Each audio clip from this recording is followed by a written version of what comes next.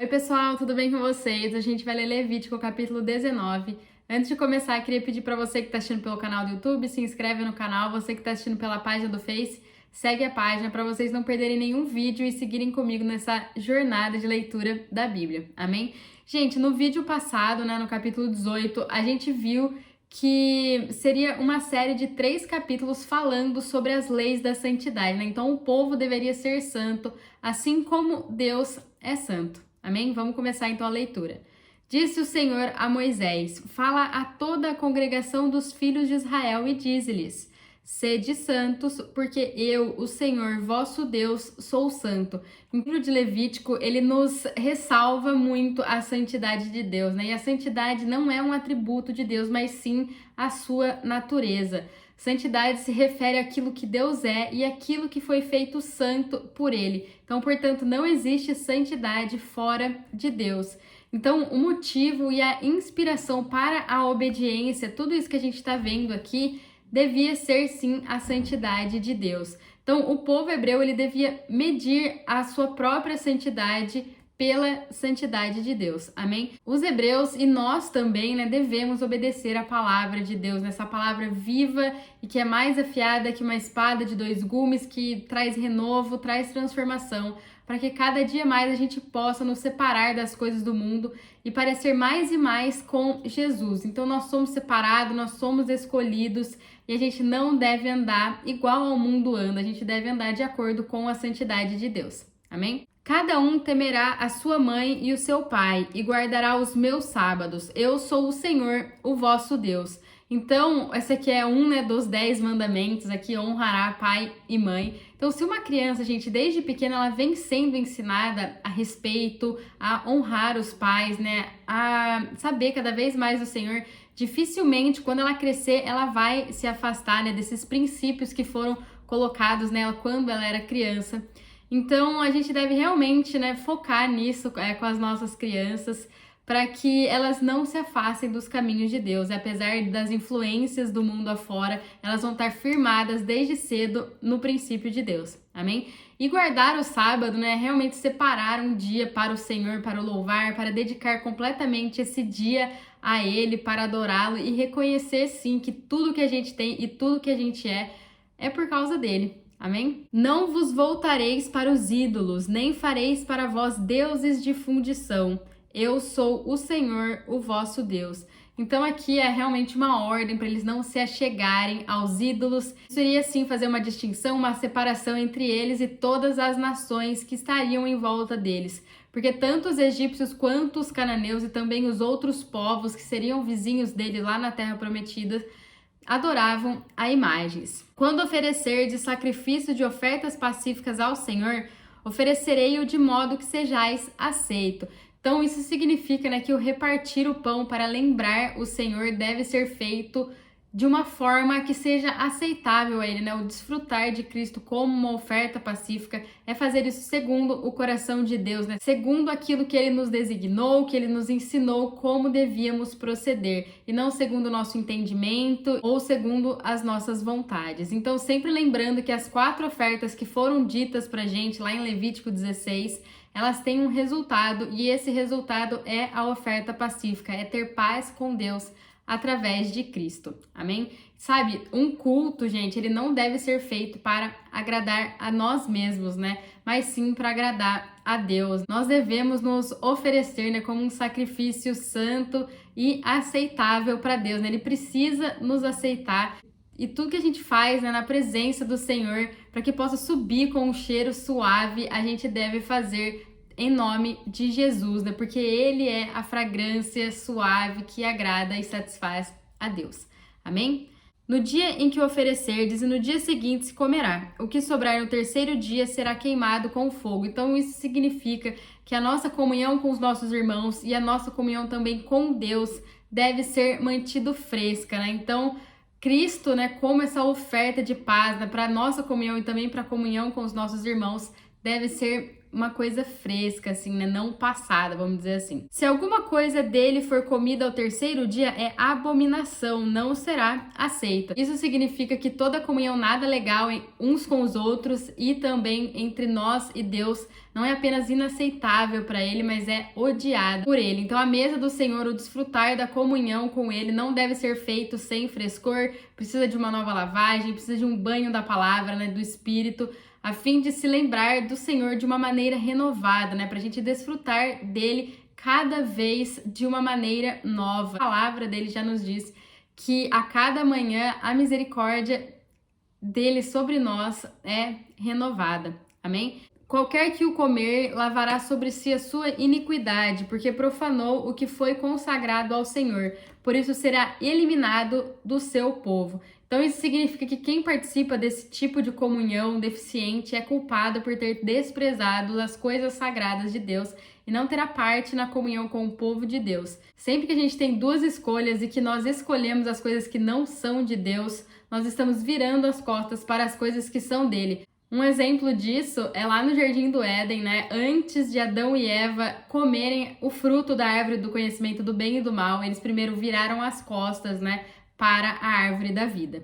Amém? E, gente, antes de ler aqui o versículo 9 para a gente prosseguir, as ordenanças contidas nesse capítulo têm em vista a santidade prática do povo de Deus, né? Como eles deveriam agir para serem santos, assim como Deus é santo. E nesses versículos aqui a gente não tem muito o que tá explicando, né? Porque são ordenanças e estatutos, amém? E do versículo 9 que a gente vai ler agora até o 18, a gente vai ver, né, que todos esses estatutos, ordenanças, eles se referem a um relacionamento de um homem com o seu próximo. Quando fizerdes a colheita da tua terra, não a cegarás totalmente, nem colherás as espigas caídas da tua messe. Semelhantemente, não rabiscarás a tua vinha, nem colherás os bagos caídos da tua vinha. Deixá-lo-ás para o pobre e para o estrangeiro. Eu sou o Senhor, o vosso Deus. Então aqui, né, tá falando sim a generosidade, né? Ao fazer isso que a gente acabou de ler, seria uma provisão para os pobres e para os forasteiros. Se a gente for lá no livro de Ruth, a gente vai ver que ela vai para o campo de Boaz e ela fica pegando da semente dos frutos que estavam caídos ali no campo, né?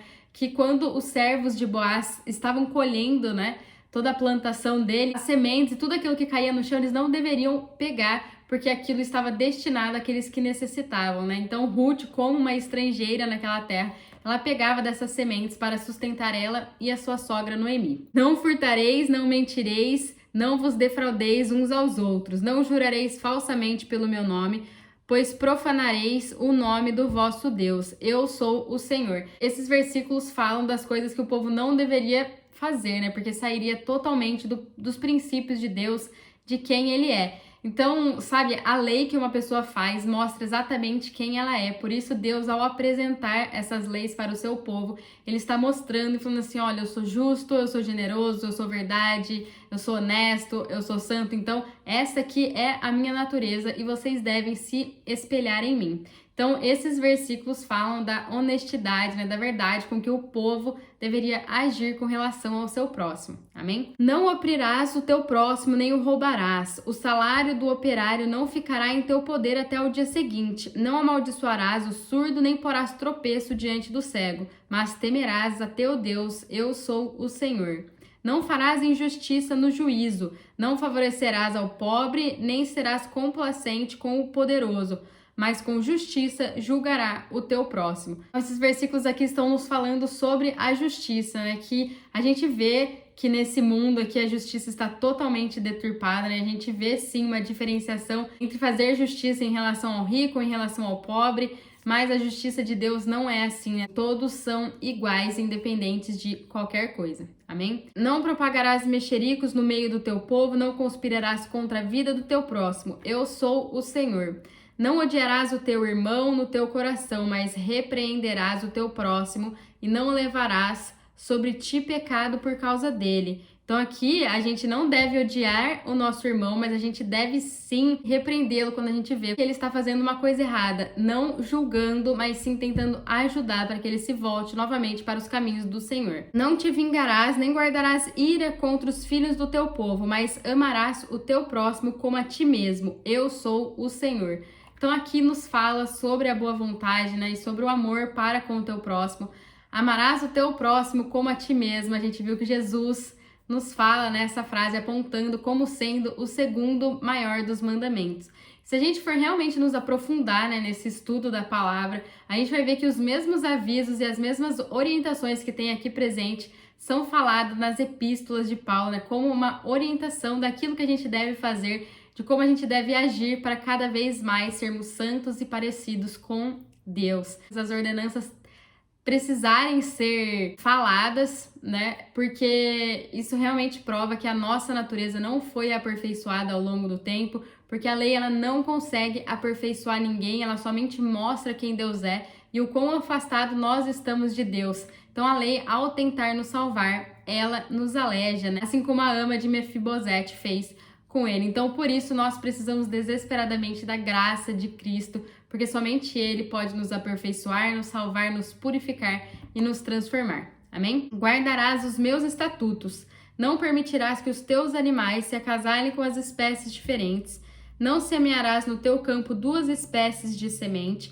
Não usarás vestes de dois tecidos diferentes. Então aqui, né, o fato de que nenhuma mistura foi permitida indica que Deus quer que todas as coisas sejam de acordo com a sua própria espécie, né, sem qualquer mistura. E nesse versículo 19 a gente viu 3 exemplos de mistura que foram dadas e que o povo não poderia fazer. A primeira é o acasalamento de gado, né? Então isso significa que a vida não deve ser misturada. Vamos dizer assim, quem vive pela vida de Deus não deve viver pela carne, né? Então, viver pela vida de Deus por um lado e viver pela carne por outro constituem uma mistura e isso não é aceitável por Deus. Então, quando a gente decide entregar a nossa vida para Jesus, a gente deve entregar por inteiro. Não dá para ficar com os 2 pés na canoa, né? Domingo eu vivo a minha vida de Deus, mas durante o resto da semana eu vivo pela carne, assim, então isso não funciona, Deus não aceita. Amém? O segundo é semear sem qualquer mistura. Isso significa que o ministério da palavra não deve ser misturado, né? Então, quando a palavra de Deus é ministrada, ela não deve ser misturada com a palavra do mundo. Um exemplo disso é que a gente está vivendo, sim, um mundo antropocentrista, onde a gente coloca sempre o homem no centro de tudo, né? Tudo é para ele, né? Para agradar a ele, e esse ensino não deve entrar na igreja. O homem não deve ser o centro das coisas, e sim Deus. O terceiro, né, é fazer peça de roupa sem mistura de materiais. Isso significa que a nossa conduta não deve haver mistura. Aqueles que pertencem ao Senhor não devem viver, ter as mesmas atitudes, ter os mesmos hábitos das pessoas do mundo. Amém? Quanto um homem se deitar com uma mulher que for escrava, concubina de outro homem e que não foi resgatada nem liberta, ambos serão castigados, mas não morrerão porque ela não é livre. Pela sua culpa, o homem trará ao Senhor a entrada da tenda da consagração um carneiro para expiação. Com este carneiro da expiação da culpa, o sacerdote fará expiação diante do Senhor pelo homem, pelo seu pecado que cometeu, e o seu pecado lhe será perdoado. Então, as orientações aqui que a gente vai ver que vão ser mencionadas têm a ver com a ordem física e moral, né, de como o povo de Deus haveria de prosseguir em determinados assuntos. O fato da escrava, né, embora desposada, não ter sido resgatada nem liberta, serviria de uma proteção, né, para ela contra essa sentença de morte. O homem deveria trazer uma oferta pela culpa à entrada da tenda da consagração para obter o perdão dos seus pecados. Quando tiverdes entrado na terra e plantardes toda espécie de árvores frutíferas, vos será proibido o seu fruto. 3 anos vos será proibido, dele não se comerá. No 4º ano, porém, todo o seu fruto será santo, toda a oferta de louvores ao Senhor. No 5º ano podereis comer os frutos, para que a sua produção seja mais abundante. Eu sou o Senhor, o vosso Deus. Na terra na qual eles iriam entrar, não deveriam comer os frutos das árvores durante os 4 primeiros anos, né? Os 3 primeiros anos teriam de ser considerados imundos ou proibidos, enquanto do 4º ano seria colocado, né, e dedicado totalmente ao Senhor como uma oferta de ação de graça. E no 5º ano seria permitido, né, que comessem esse fruto. E de acordo com a obediência do povo, né, as bênçãos do Senhor seriam sobre a produção futura dos frutos, né? A palavra Senhor menciona o fato dele ser nosso provedor. Então, tudo isso seria para mostrar que da mesma maneira que o Senhor proveu o alimento enquanto eles estavam peregrinando no deserto, da mesma maneira ele faria quando o povo entrasse na terra prometida. E quando nós declaramos que Cristo é o nosso Senhor, a gente está declarando que ele é o nosso provedor de vida e o nosso provedor de alimento. Amém? Não comereis coisa alguma com sangue, não açourareis, nem adivinhareis. Não cortareis o cabelo em redondo, nem danificareis a ponta da barba. Essas aqui são mais proibições que eles não deveriam fazer, né? E a questão de não cortar o cabelo é realmente para se distinguir dos pagãos, dos povos ao redor que cortavam o cabelo desta maneira. Pelos mortos não fareis incisões no vosso corpo, nem fareis marca alguma sobre vós. Eu sou o Senhor. Não contaminarás a tua filha, fazendo-a prostituir-se, para que a terra não se prostitua, nem se encha de maldade. Então, mais proibições, né? E nessas palavras de Deus, está apontando realmente tudo aquilo que eles deveriam fazer, como eles deveriam agir. Lembrando sempre, gente, que nós não estamos mais debaixo da lei, mas sim debaixo da graça de Cristo. Amém? Guardareis os meus sábados e o meu santuário reverenciareis. Eu sou o Senhor. Então aqui mais uma relembrada, né, de guardar o sábado, de dedicar um dia inteiro para o Senhor, honrando Ele e o adorando. Não vos voltareis para os médiuns, nem para os feiticeiros, a fim de vos contaminardes com eles. Eu sou o Senhor, o vosso Deus. Então o futuro só pertence ao Senhor. Fazendo isso, buscando esse tipo de coisa, mostra realmente a falta de confiança, né, naquele que tudo sabe, naquele que é o teu Senhor, que nos fala, né, que sua vontade é boa, perfeita e agradável para nós. Então, por que a gente vai estar buscando saber sempre o nosso futuro, se Deus é o nosso provedor, né, se Ele é o nosso Senhor, e de nada a gente precisa ficar ansioso, e de nada a gente precisa temer. Amém? Diante dos idosos te levantarás, honrarás o ancião e temerás o teu Deus. Eu sou o Senhor. Então aqui tá falando, né, dos respeitos ao mais velho. E no mundo, né, que a gente tá vivendo, tá cada vez mais difícil a gente vê, né, esse respeito das pessoas para com os mais velhos.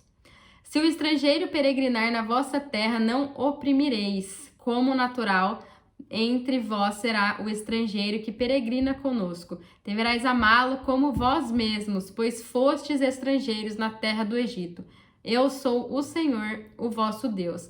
Então, né, por conta deles terem sido estrangeiros na terra do Egito, eles deveriam ser gentis e bondosos com os estrangeiros que viessem morar com eles, né? Amando realmente como se eles fossem um deles. Não cometereis injustiça nos julgamentos, nas medidas de comprimento, de peso ou de capacidade. Balanças justas pelos justos, efa justa e justo intereis. Eu sou o Senhor, o vosso Deus, que vos tirei da terra do Egito. Guardareis todos os meus estatutos e todos os meus juízos e os cumprireis. Eu sou o Senhor. Então, todos esses mandamentos e ordenanças mostram quem Deus é. Isso é realmente lindo demais, porque nos mostra, né, que Ele é honesto, que Ele é justo, que Ele é puro, que Ele é santo, que essa é a natureza dele. Como a gente sabe que Ele não muda, então Ele será assim para sempre, independente das nossas ações, né, para com Ele, Ele sempre vai continuar sendo assim. E nós devemos a cada dia buscar expressar a natureza dele. A gente deve realmente, né, a todo instante, permitir que a vida de Deus que está no nosso espírito flua totalmente para o nosso ser, para a gente ser a expressão de Cristo aqui na Terra. Amém? Gente, esse é o capítulo 19. Fiquem com Deus e até o próximo vídeo.